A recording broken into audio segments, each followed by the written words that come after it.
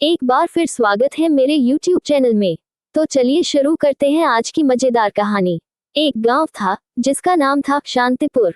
ये गांव पहाड़ियों और घने जंगलों से घिरा हुआ था। गांव में लोग बहुत सीधे और मेहनती थे, लेकिन एक रहस्य था जिसने सबको डरा रखा था। गांव के पास एक पुराना खंडहर था, जिसके बारे में लोगों का मानना था कि वहां भूत रहता है। रात होते ही उस खंडहर से अजीब अजीब आवाजें आने लगती थी और किसी की भी हिम्मत नहीं होती थी कि वहां जाए। गांव के सभी बच्चे भी उस खंडहर से बहुत डरते थे, लेकिन उनमें एक बच्चा था जिसका नाम था अर्जुन। अर्जुन बाकी बच्चों से बहुत अलग था। वह न सिर्फ बहादुर था, बल्कि उसमें एक खास जिज्ञासा भी थी कि वह हर चीज की सच्चाई जानना चाहता था। एक दिन जब गांव में फिर से भूत की अफवाहें फैलने लगी, तो अर्जुन ने फैसला किया कि वह उस खंडहर की सच्चाई जानकर रहेगा।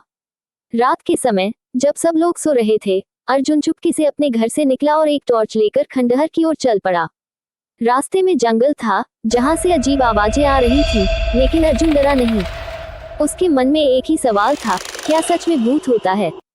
जब अर्जुन खंडहर पहुंचा तो उसने देखा कि वहां एक बूढ़ा आदमी बैठा हुआ था। वह आदमी बहुत थका हुआ और बीमार दिख रहा था। अर्जुन ने ध्यान से देखा तो पता चला कि वही आदमी हर रात अजीब आवाजें निकालता था ताकि लोग उससे दूर रहें।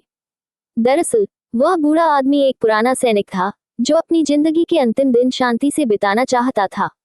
उसने अर्जुन को अपनी पूरी कहानी सुनाई कि कैसे वह युद्ध में घायल हो गया था और लोगों से दूर अकेला रहना चाहता था। अर्जुन ने बूढ़े आदमी की बातों को ध्यान से सुना और उसे गांव के लोगों से डरने की जरूरत नहीं है, ये समझाया। अगले दिन अर्जुन बूढ़े आदमी को गांव ले आया और उसकी देखभाल की जिम्मेदारी गांव वालों ने ली। अब उस खंडहर में न कोई भूत था, न डर। गांव वालों ने अर्जुन की बहादुरी की बहुत तारीफ की और अर्जुन सबका हीरो बन गया। उस दिन से गांव में सब कुछ सामान्य हो गया और अर्जुन की यह कहानी सभी बच्चों को सिखाती थी कि सच्चाई जानने की हिम्मत कभी हार नहीं मानती।